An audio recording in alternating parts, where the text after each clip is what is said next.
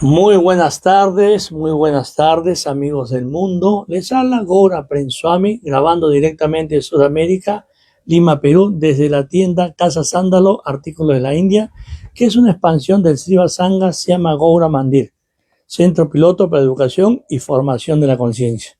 Hoy nos encontramos con un invitado especial, ya muchos lo conocen. Hoy día sería su 10ª cátedra en esos programas tan lindos que lleva como nombre Raga Nuga Bhakti, reunión espontánea de amor y devoción.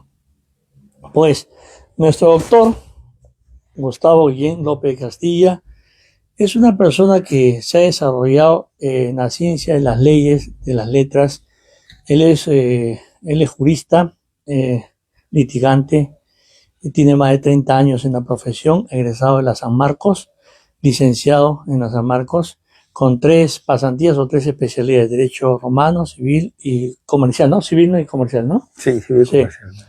Y pues tiene el dominio de 7 idiomas, ha sido catedrático por más de 10 años en diferentes universidades del Perú y pues ahora es un colaborador ya de buenos años de la Biblioteca Nacional. Y a su vez, pues lo más resaltante en él, que él mismo lo remarca porque es así, es un buen padre, que eso es lo importante en la vida, ¿no? Tengas la profesión que tengas, pero si ya somos hombres casados, eh, desarrollarnos en esa responsabilidad tan linda es ser un buen padre, ¿no? Para educar y formar a nuestros hijos, que es lo que más queremos y lo que más ambicionamos en el buen sentido de la palabra, ¿no? Es más, ambicionamos al punto que es normal desear que nuestros hijos sean mejor que nosotros. Eso es lo más sano del corazón. Pero hoy nos hemos juntado porque él nos va a dar una ponencia, una cátedra muy linda que acerca de la dignidad de la vida y de la muerte. Un tema que se presta para escribir muchísimos libros y sobre todo filosofar, ahondar en un tema tan bonito, tan importante y están ahí, pero que muchas veces la gente no lo toma en cuenta. No lo toma en cuenta al punto de que, digamos, primariamente hablando, mucha gente vive por vivir y tampoco es el tema. Entonces hoy día yo sé que el doctor va a dar más que un alcance, más que una máxima. Él nos va a compartir, nos va a brindar parte de su conocimiento, su sapiencia, su sabiduría, pero dicha con el corazón, dicha con suma conciencia, como él lo dice. Yo soy muy consciente de mis actos, de mis responsabilidades, y eso pues ustedes una vez más lo van a notar. Antes de darle el paso al doctor, vamos a solamente invocar los mantras de meditación, y ahí le damos pase al doctor para que se dirija a ustedes. Desde ya les agradezco su presencia y su participación en esos lindos programas que lleva como nombre Raga Nuga Bhakti, reunión espontánea de amor y devoción. Manjanti Miranda Syam Janam Janam Salaka Ya Saksu Militan Jena Tasmai Sigurave Namaha Vanchakalpa Taruvyasha Kripa Sindhu Evasha Patitanam Pavanebhyo Vaishnavebhyo Namo Namaha Namo Vishnu Padaya Krishna Prestaya Bhutale Srimate Bhaktivedanta Swami Tinamine Namaste Sarabhakti Deve Gauravani Prasharine Nirvishai Shansunyavadi Prashatyadi Shatarine Sri Krishna Chaitanya Prabhu Nityananda Sri Advaita Gadadara Sri Vasadi Kora Bhaktavinda Ki Jai Namo Mahabhadandaya Krishna Prema Pradayate Krishnaya Krishna Chaitanya Name Gaura Tusi Namaha Hare Krishna Krishna Krishna Hare Hare Hare Rama Rama Rama Hare Hare Hare Krishna Krishna Krishna Hare Hare Hare Rama Rama Rama Hare Hare Hare Krishna Krishna Krishna Hare Hare Hare Rama Rama Rama Hare Hare. Jai Guru Parampara Bhagavata Parampara Sripak Srila Bhaktivedanta Swami Maharaj Ki Jai. Parang Guru Radha Govinda Das Babai Maharaj Ki Jai.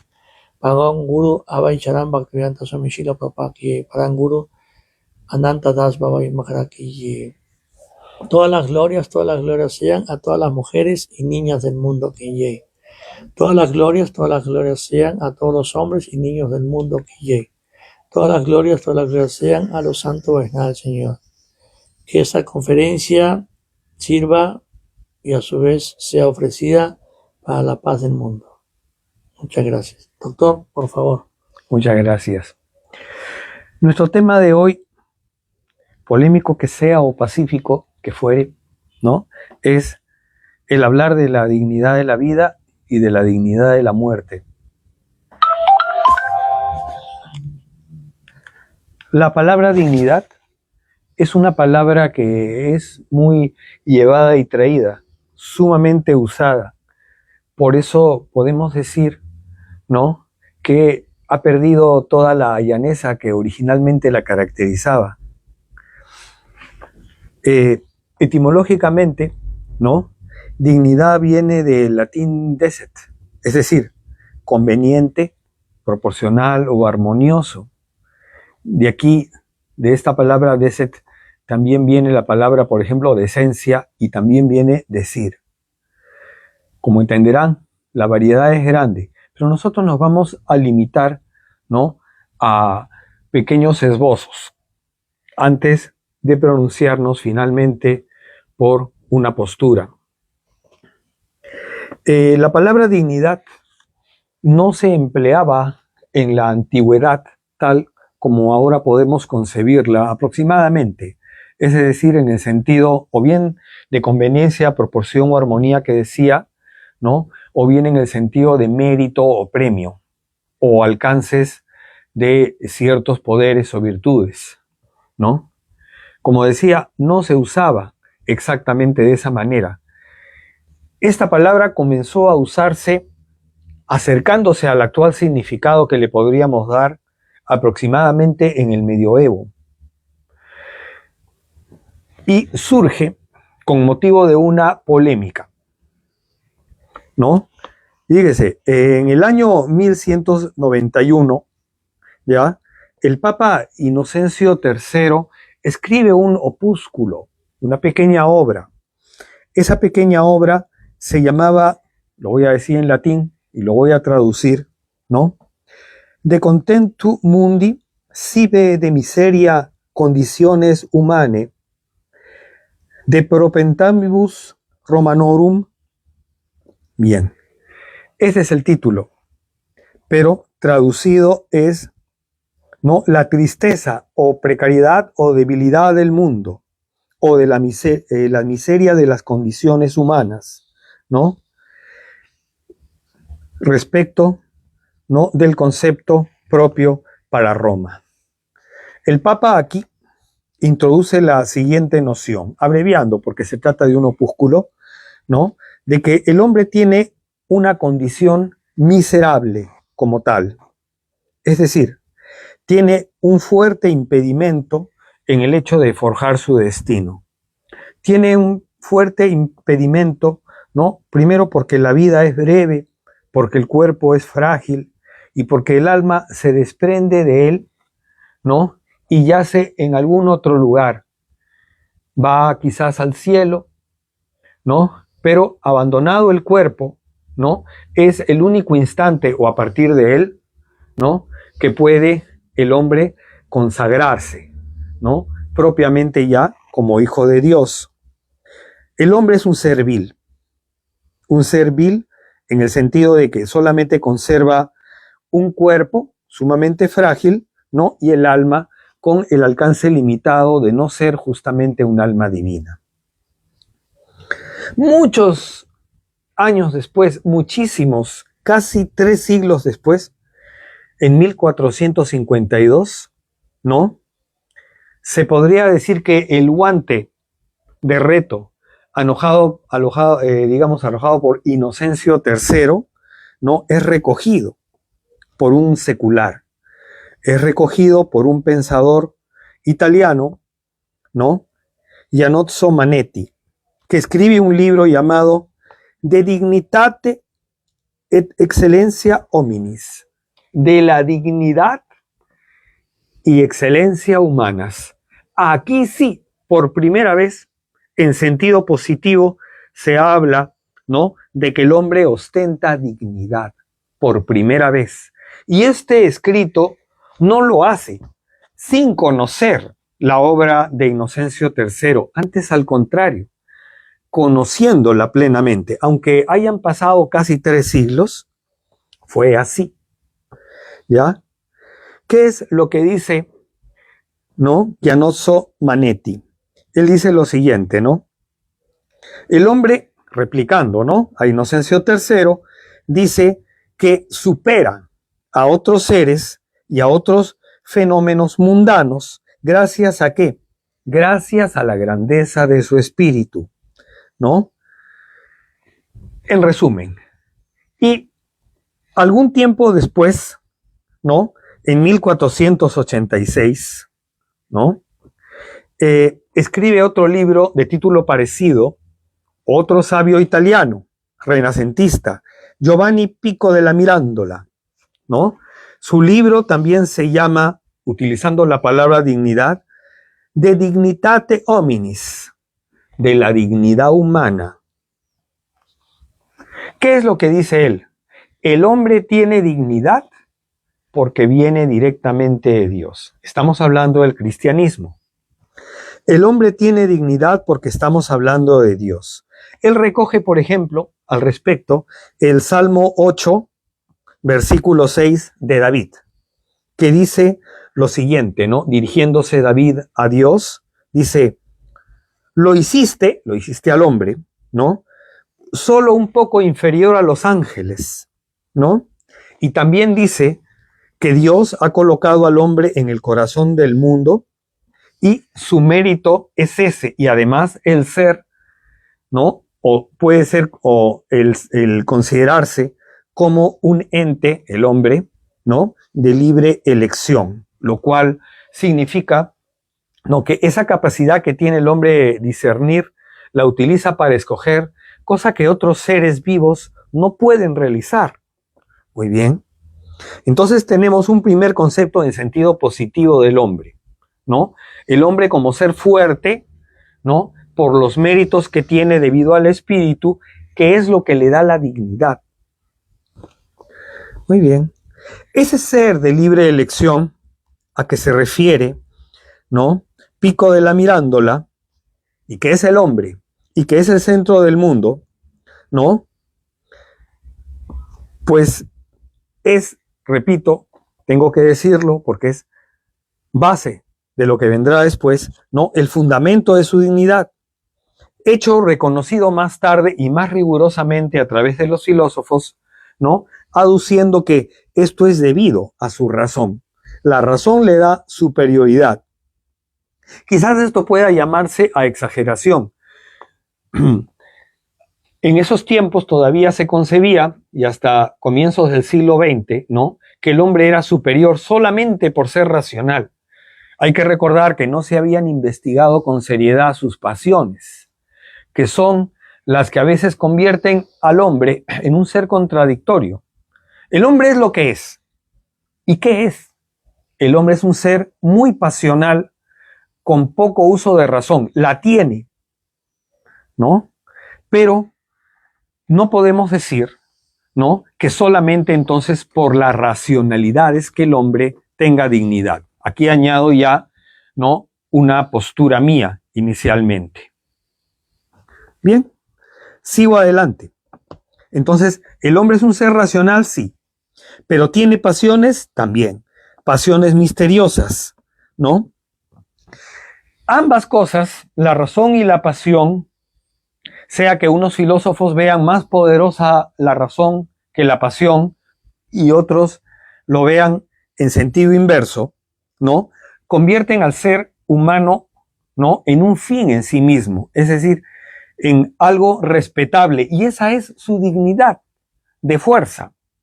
Esa dignidad de fuerza, desarrollada, por ejemplo, por el filósofo Manuel Kant, dicho sea de paso, ¿no? Se cumple este año, se cumplen 3 siglos, ¿no? De su nacimiento. Permite, ¿no? Considerar al hombre con cierto grado de superioridad, y esa superioridad es la que lo hace en todos los casos armonioso con el mundo, proporcional, limitadamente quizás, porque el hombre no debe olvidar sus fragilidades, pero de todas maneras le da la dignidad, ya según como se ve y estamos hablando de Kant ahora, ¿no? Filósofo del siglo XVIII principalmente, ¿no? De una concepción relativamente moderna y que todavía podemos usar o establecer. Así es como el hombre es hombre para el hombre, es decir, unos son dignos para otros, dignidad mutua.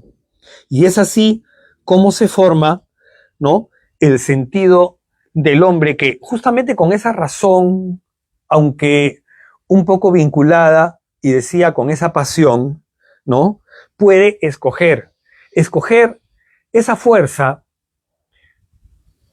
que él tiene, proporcionándola, o sea, dándole proporción en uso, ¿ya?, que le da, repito, la superioridad supuestamente sobre los demás seres vivos. Muy bien, aquí voy a hacer una pequeña digresión en cuanto a lo que significa escoger, ¿no? Porque a veces la palabra escoger se vincula con la palabra encapricharse, es decir, llamarse a capricho. Ambas palabras no significan lo mismo, ¿no?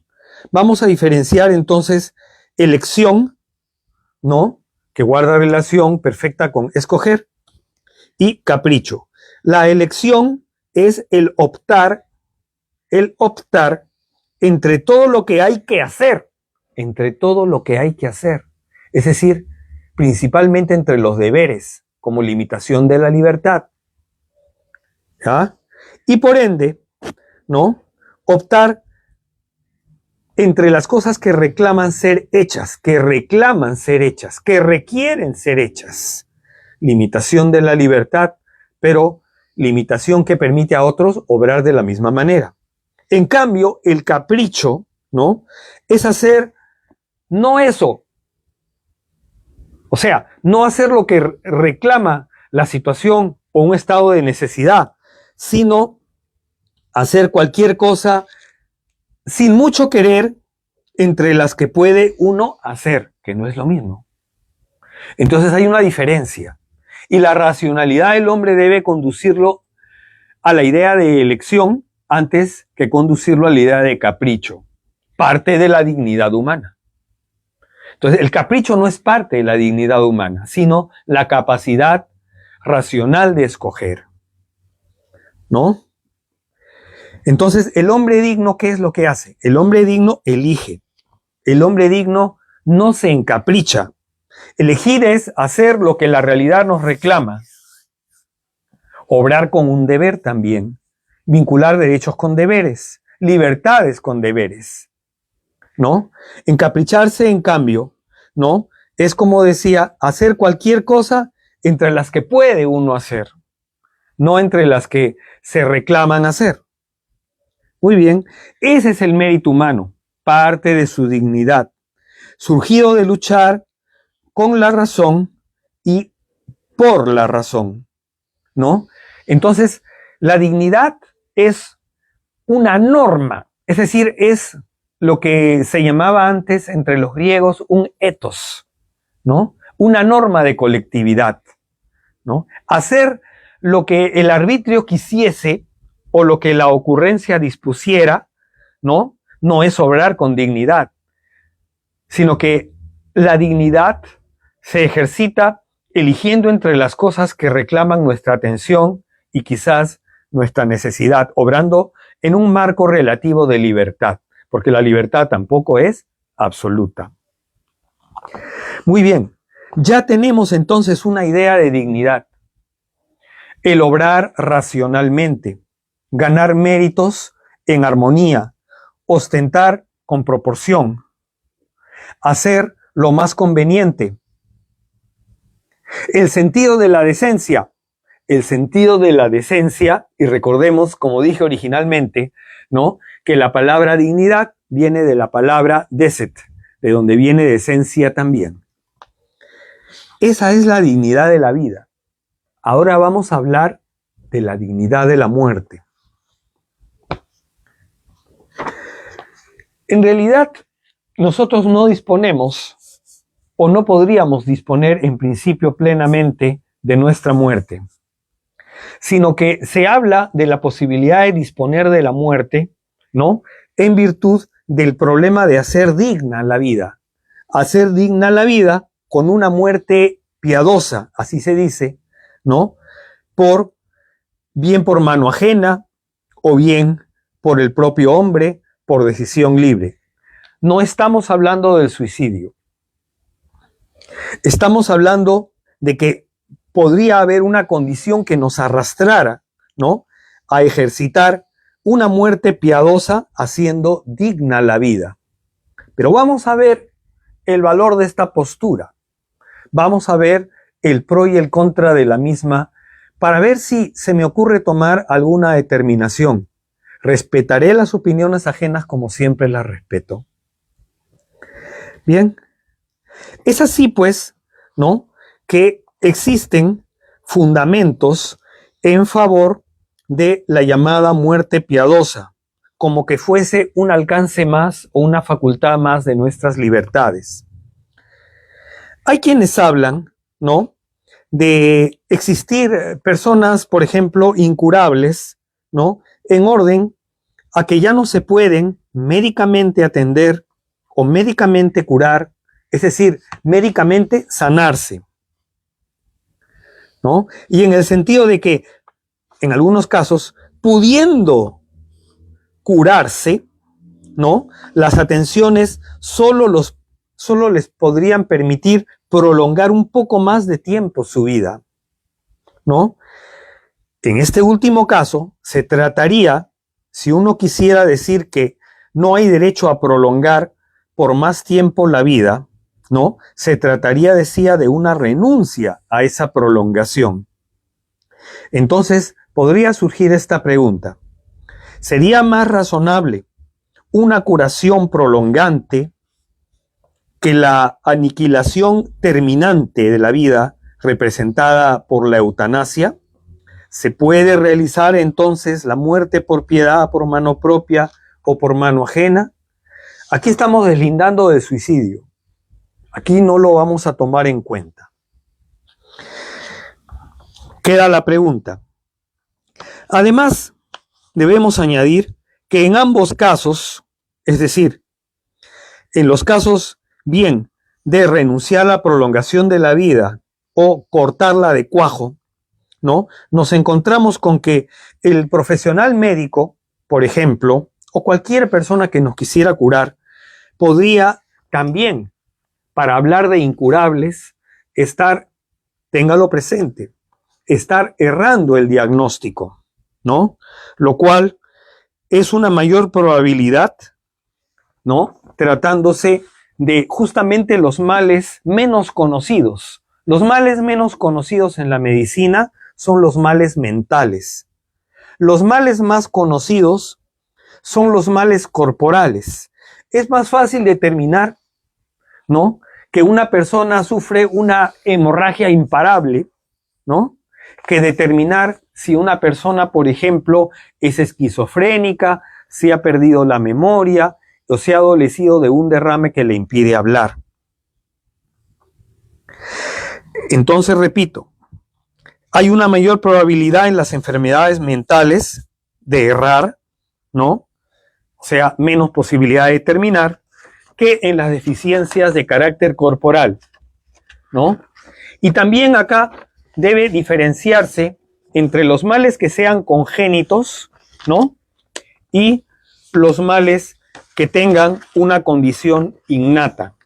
Es decir, los congénitos, aquellos adquiridos por razón de la herencia, ¿no?, y los que sean innatos, o sea, los que viniesen en condición distinta a esa. Finalmente, hay otro concepto que es más drástico, que la incurabilidad, ¿no? Y ese concepto, ¿no?, que es quizás, digamos, el que parece tener entre algunos mayor éxito, ¿no?, por el criterio holístico con que se maneja, que es el criterio de la inutilidad. Veamos, y es a nuestro saber más precario. Se dice que una persona puede llegar a ser inútil, ¿no?, comprendiendo entre los fenómenos de inutilidad, las anomalías de nacimiento, sean físicas o mentales. Sabemos todos, y se habla a este respecto de la eugenesia. Se dice que hay personas que han nacido o que son inútiles y que habría, en algunos casos, bien que matarlas o habría que esterilizarlas. ¿Quién no sabe y quién no recuerda que han habido gobiernos que en forma secreta, misteriosa o en forma abierta, incluso legislada, ¿no? Han procurado, en unos casos, esterilizar, ¿no?, a determinadas personas para que éstas no pudiesen procrear y en otros casos simplemente matarlas, ¿no? Doloroso es el ejemplo, ¿no?, empleado abiertamente por el nacionalsocialismo alemán, ¿no?, en los tiempos que van desde 1933 hasta 1945. Y algunos no recuerdan, ¿ya?, que estas doctrinas se manejaban en Estados Unidos y que fueron las sugerentes a ese nacionalsocialismo para propiciar la destrucción de muchas personas o inutilizar su posibilidad de procreación, ¿no? Entonces, ¿qué es lo que sucede?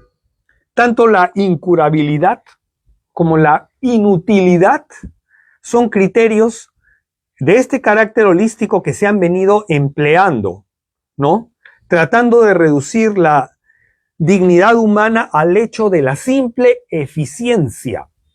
Si no sirves, porque eres incurable, porque eres inútil, ¿no?, tienes que desaparecer, tienes que terminar en un campo de reclusión, en una reserva, tienes que ir a un campo, como decían esos alemanes en aquella triste época, en un campo de trabajo, ¿no? Es decir, todo un tiempo de concentracionismo, que no es, exclusivo, entonces, como se ve, de una raza o de una nación, que puede darse en muchos lugares. Muy bien. Entonces, ¿tenemos derecho de producir esas aniquilaciones? ¿Matar por incurables a unos? ¿Matar por inútiles a otros? ¿Tenemos esa necesidad? ¿La necesidad de los eficientes?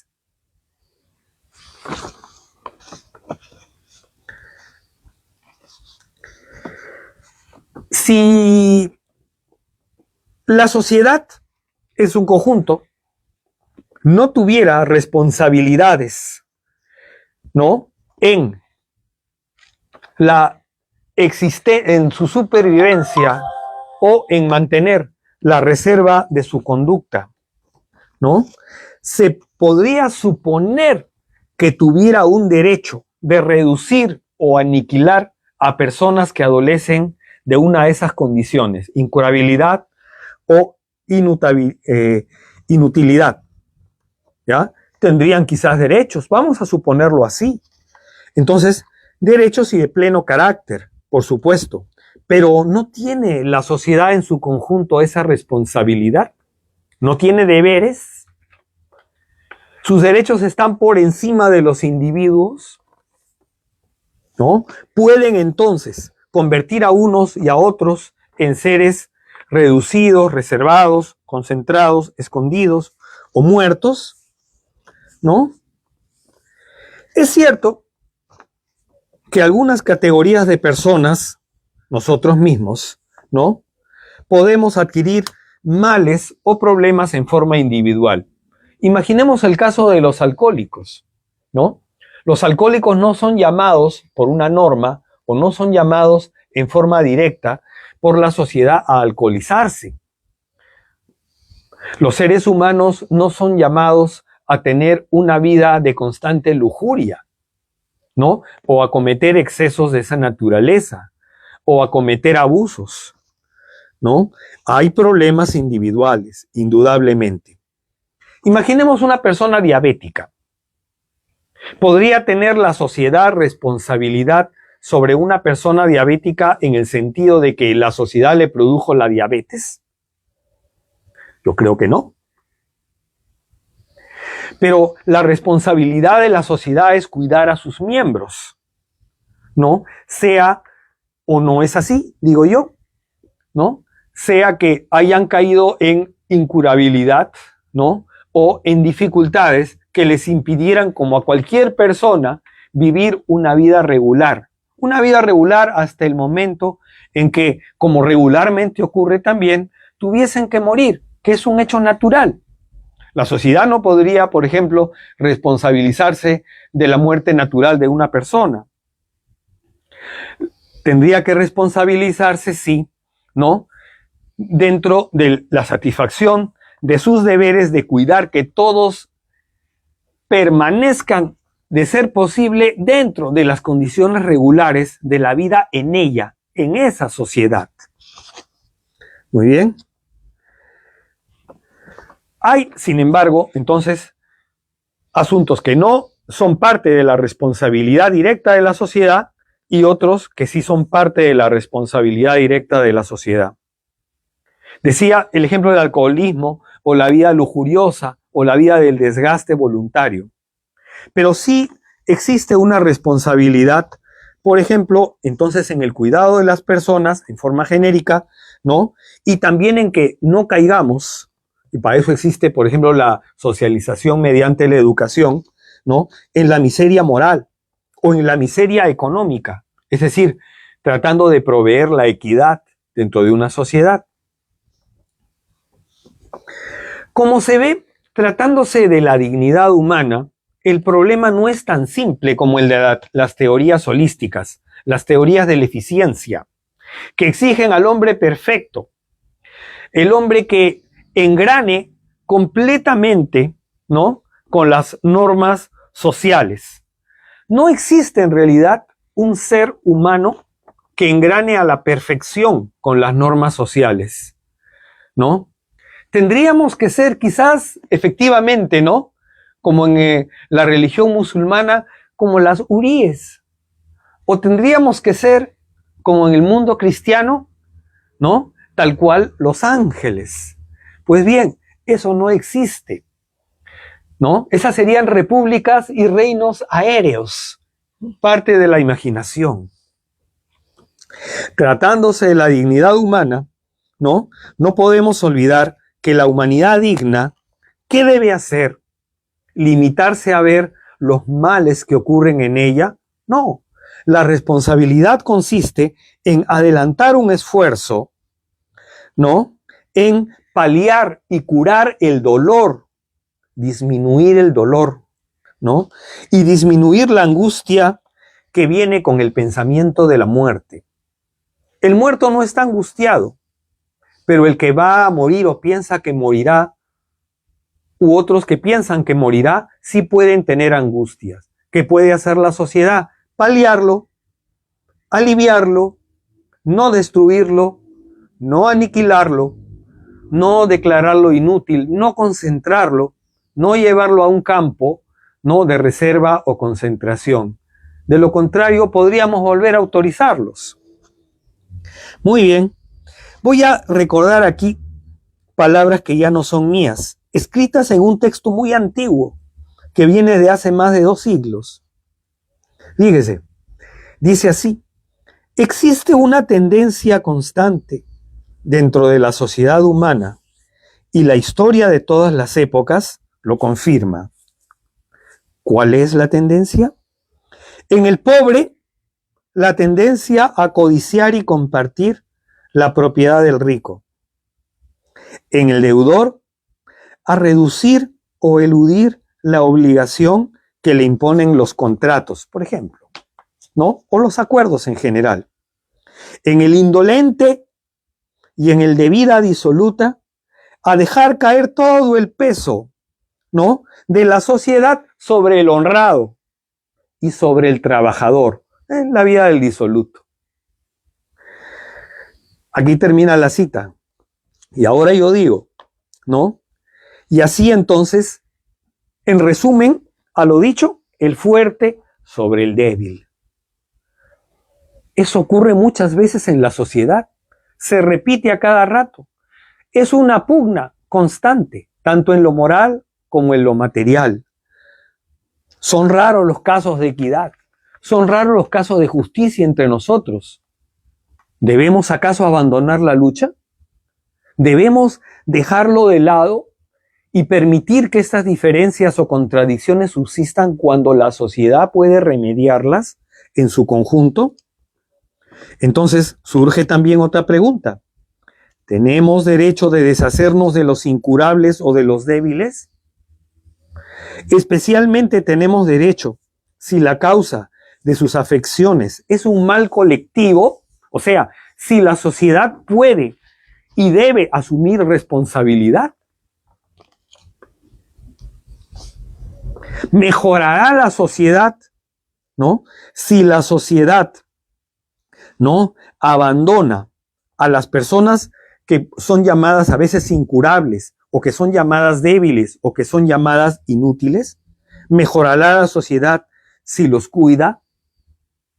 ¿O empeorará? ¿No? Y esto en lo material y en lo moral. ¿Cuál es la mejor situación para una sociedad? ¿Contribuir a su cuidado o aniquilarlos, destruirlos moral o físicamente? Como ustedes ven, les he mencionado un caso bien conocido, ¿no? El caso de las personas que son declaradas así popularmente o técnicamente, quizás inclusive, ¿no? Incurables o inútiles, como si fuera fácil hacerlo, ¿no? Y entonces dividía la sociedad en dos, ¿no? A los fuertes por un lado, ¿no? Y a los débiles por el otro. Y así que la sociedad siga. ¿Puede seguir así una sociedad? Sería la pregunta. ¿No hay responsabilidad de todos? De todos no exactamente en el mismo grado, pero sí de todos al final. ¿No sería que, antes bien, si nos abnegamos por ellos, nuestra compasión activa y positiva serían más bien un efervescente moral? O sea, ¿no levantaríamos la moral de la sociedad? Psicológicamente hablando, moralmente hablando, ¿cómo nos veríamos en un espejo? Suponiendo que fuésemos capaces de decir que por eficiencia tendríamos que destruir o recluir a una persona determinada, ¿no?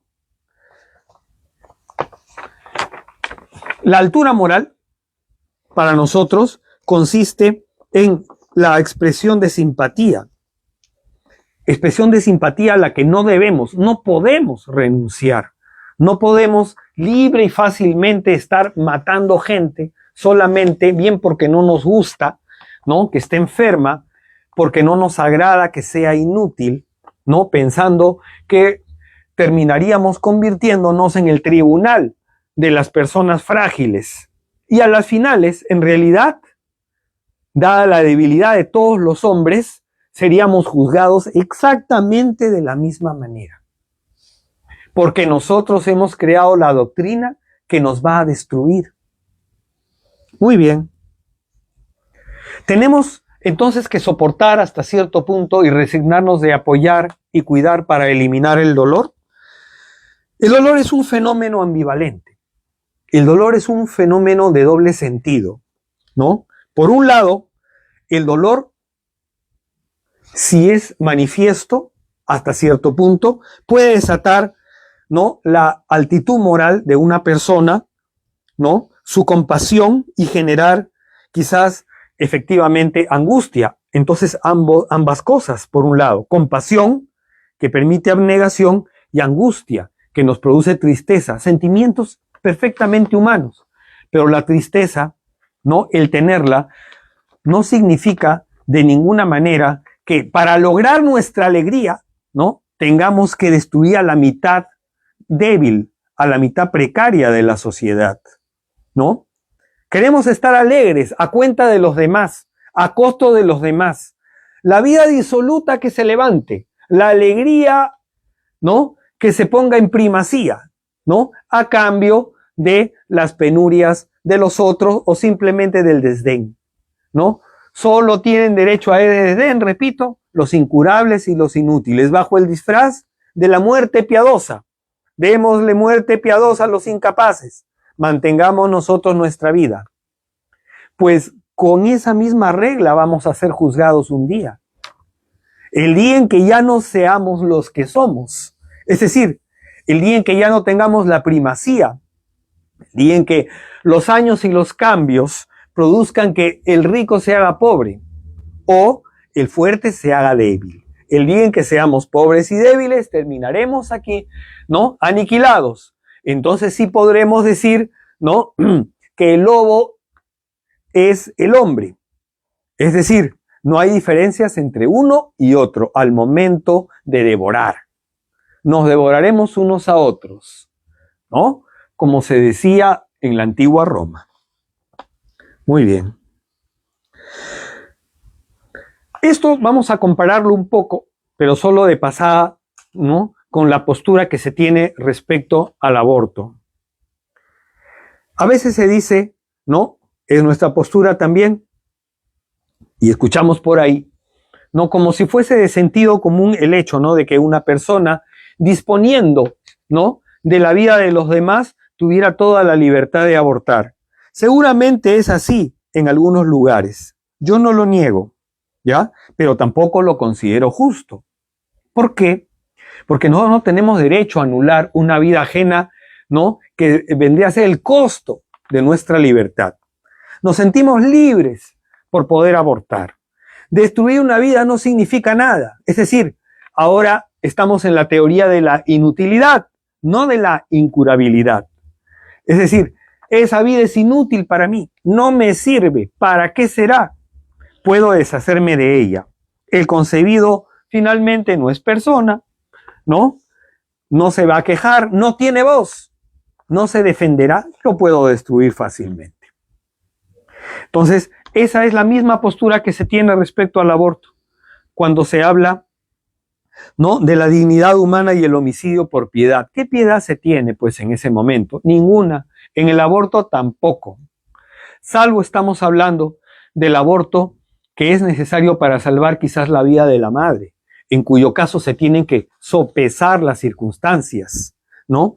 Y ver qué podría ser primordial, en cuyo caso ya podríamos, ¿no? Discutir ese particular. Pero por principio nosotros no estaríamos en absoluto de acuerdo, ¿no? Porque el aborto realizado solamente para tener un poco más de libertad, ¿no? Es la aceptación en beneficio, ¿no? De la voluntad simplemente de la persona que no quiere procrear porque no le interesa. Y no le interesa a otro, le interesa solamente su vida, ¿no? Y esto en la fase inicial de la existencia de ese ser que no se puede defender y antes de afrontar la prueba misma del nacimiento. En lo sustancial es casi lo mismo, ¿no? Pero, repito, eso se manifiesta mejor en las sociedades de alta eficiencia, en el sentido de aquellas de repente de bienestar y mentalidad de simple preferencia amplia, ¿no? Al punto de poder destruir a otro, ¿no? Lo incurable, lo no deseable, el bien que no se quiere, la vida que no se necesita, pueden ser fácilmente destruidas. Volvemos a los tiempos oscuros. Entonces, no tenemos, si pensáramos así, no tendríamos nada que reprochar, ¿no? De la vulgar delincuencia. ¿Tenemos fe en el hombre? Lo demostramos destruyendo, aniquilando, aplicando la llamada muerte por piedad, abortando. ¿Tenemos fe en el hombre haciendo eso? No, no tenemos fe en el hombre. En todo caso, de palabra nada más, ¿no? ¿Tenemos esperanza más allá de la vida terrena? No. De ese punto de vista, solamente se tiene esperanza en seguir la vida material, en la disolución moral, en todo caso, viéndolo de esa manera, ¿no? La realización verdadera, ¿no? Es ver en nosotros y en los demás ¿no? La esperanza de lo que puede ser mejor. Esa es la verdadera realización humana. Esa es la resultante de la fe, ¿no? Creo en este caso, ¿no? Que nosotros debemos vivir de acuerdo con ¿qué? Con un nivel de responsabilidad y un nivel de moralidad más elevado que el nivel del eficientismo, que el nivel holístico, que pueda ser antes que eso el nivel de la conciencia moral. Debemos ir por encima de esas preferencias del momento y de esas disoluciones de la moral, ¿no? Justamente debido al sostén que nos da la esperanza, la compasión y el verdadero querer. Las leyes de los países, en última instancia, no son un fin en sí mismo. Las leyes de los países, ¿no? Solamente indican las normas meramente terrenas y en algunos casos hasta de carácter vulgar. Esas leyes, no siendo un fin en sí mismas, son simples instrumentos de nuestro bienestar, pero de un bienestar temporal, precario, en el fondo débil, aunque parezca poderoso. ¿Cuál es el único bien inalienable? El único que no se compra ni se vende. El único que, por ser el continente de la esperanza, es muy superior a esas leyes que van por encima del bienestar momentáneo, ¿no? La conciencia. La conciencia es un bien inalienable. Una verdadera conciencia no se compra ni se vende. Allí está la dignidad humana. La dignidad humana está en hacerle mérito a esa conciencia, ¿no? Y hacerle respeto dentro de la responsabilidad de la sociedad. La verdadera dignidad humana no es quitarle la vida, reducirle la prolongación, considerar a alguien inútil y meterlo, ¿no? De repente en un asilo de personas que se le parecen. No. La dignidad humana no radica en que si merecemos algo es por el respeto que tenemos a los demás, la libertad, ¿no? Que respetamos y de que gozan los demás junto con la nuestra. Entonces, en el tener esa dignidad radica todo para el hombre y es lo que sustancialmente lo puede diferenciar de otras especies cualquiera que éstas fueran, ¿no? Dándose el hombre un sentido moral. Cualquier otro designio es tentar la arbitrariedad, caer en el abuso, ¿no? Destruir a la otra mitad de las gentes, ¿no? En ese aspecto, ¿no? Si la responsabilidad social es necesaria, esa es la verdad en que deberíamos fundar nuestra propia vida. Fundar nuestra propia vida en la verdad significa no imponerla, sino justamente, decía, fundamentarla, sostenerla. ¿Por qué? Porque esa verdad se sostiene en libertad. Y si todos podemos apreciar la común libertad, entonces no habrá aniquilación, ni habrán muertes por contrato, ni tendrá por qué haber abusos y arbitrariedad. ¿Es un ideal? Sí. ¿Es lejano?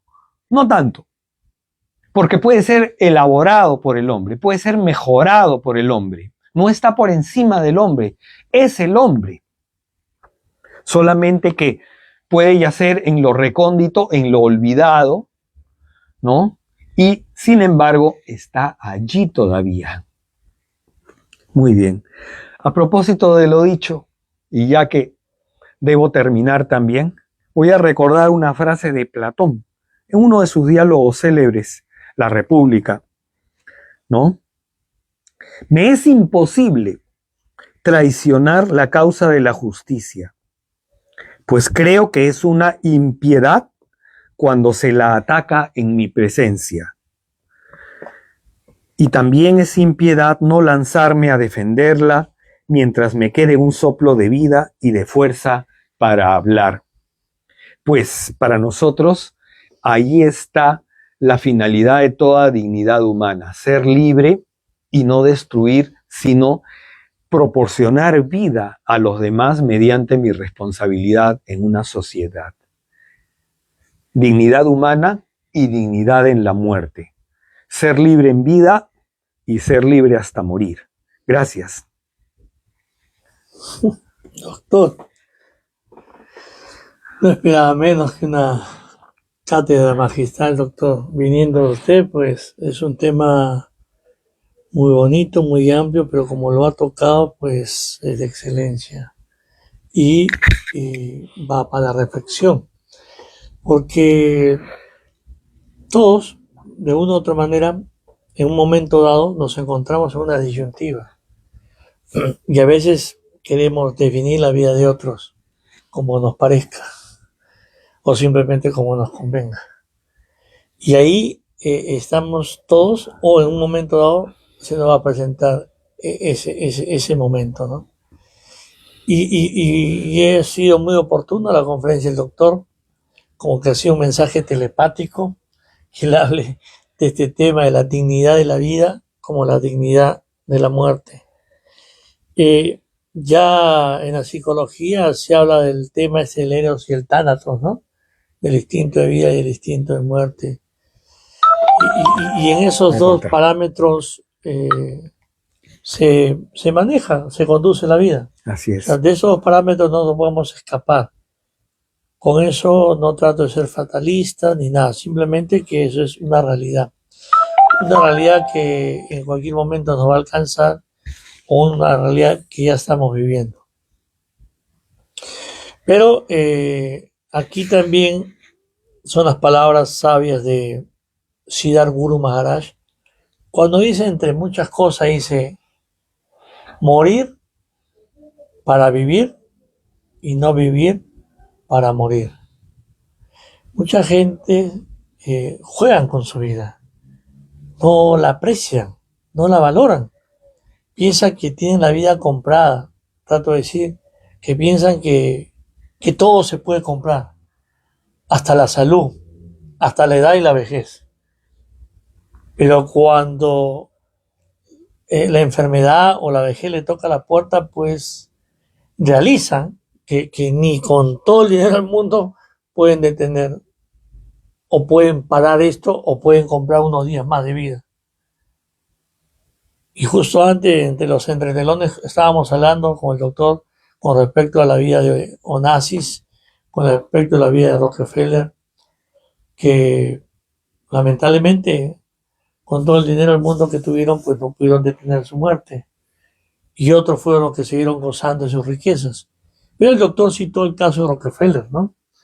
Que fue bastante desconsiderado con este tema, valiéndose en su dinero, pensando que con su dinero lo podía conseguir todo y todo era cuantificado para él, ¿no? Tanto tienes, tanto vales, digamos, por ahí iba su manera de ser o su manera de pensar.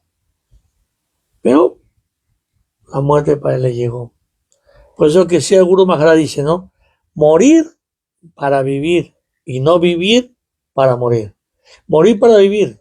Tienes que ir matando, si es la palabra exacta, tienes que ir sesgando, tienes que ir cortando esos vicios,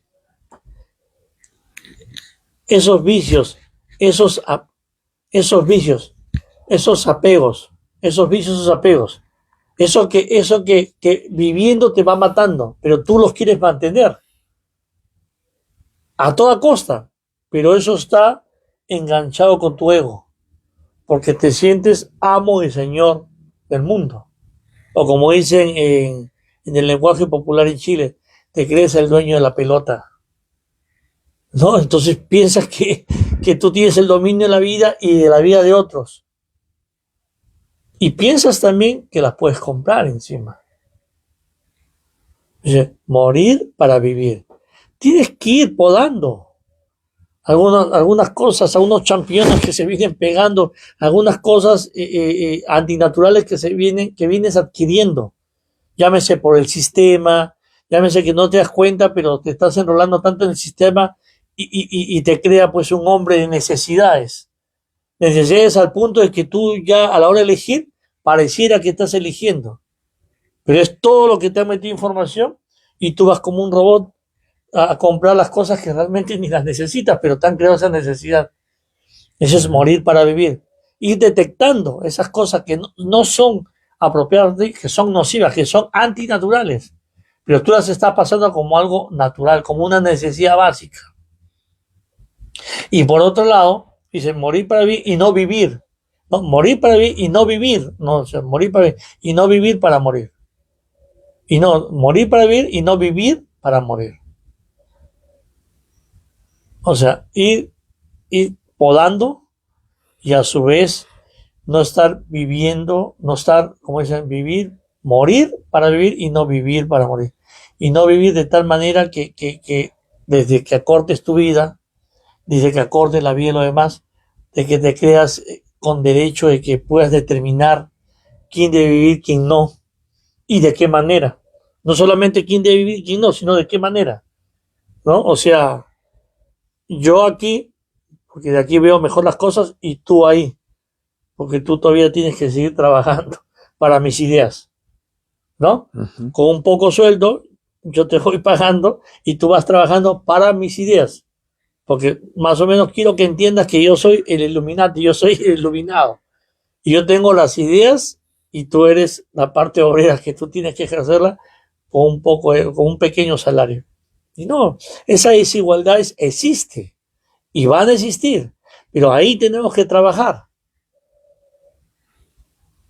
Yo trabajé en mis primeros años como psicólogo, trabajé en un centro de educación especial.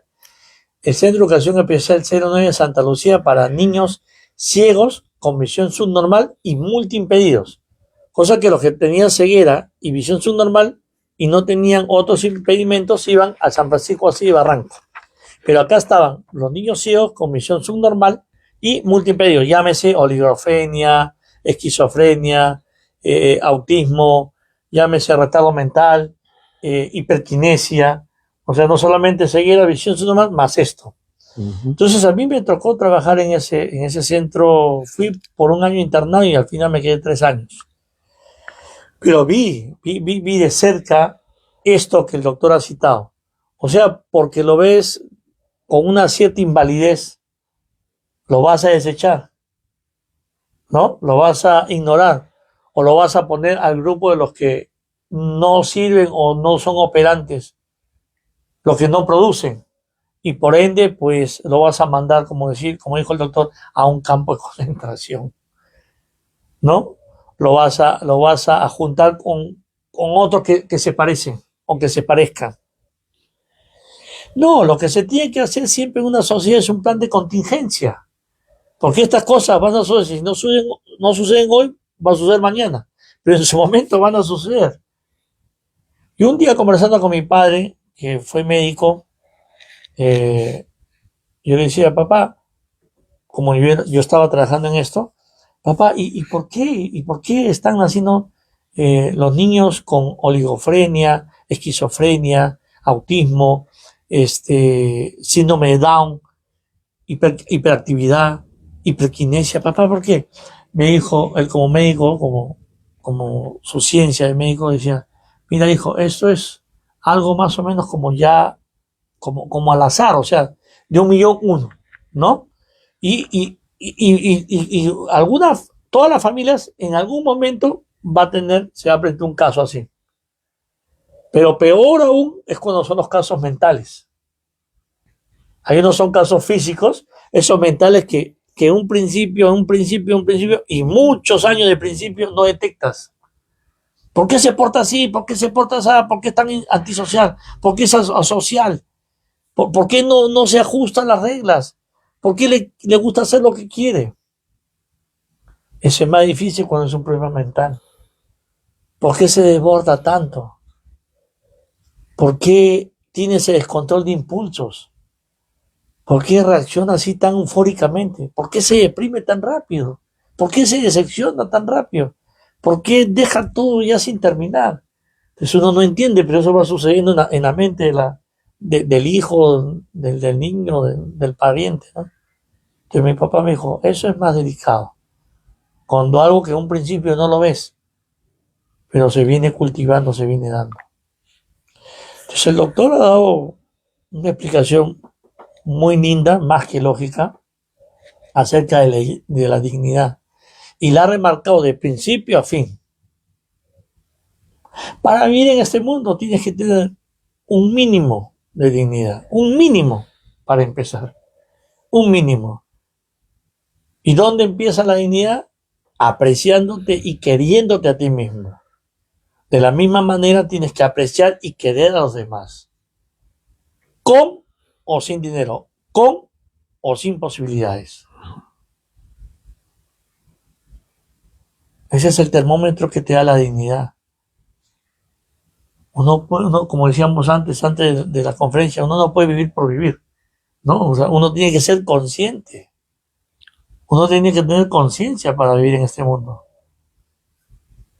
No puedo estar hablando y comportándome como sin tener conciencia de lo que digo y lo que hago. Doctor, para terminar, ya estamos en los últimos minutos. Sí, ya terminamos, ya son las 3. Sus últimas palabras para cerrar. Nuestra verdadera dignidad es asumir conciencia nuestra moral, ¿no? Y de las necesidades y urgencias de los demás, porque nuestra libertad está en satisfacer nuestros deberes con los demás sin perjudicar los nuestros. Esa es una armonía y una proporción esencial para la vida humana. Gracias.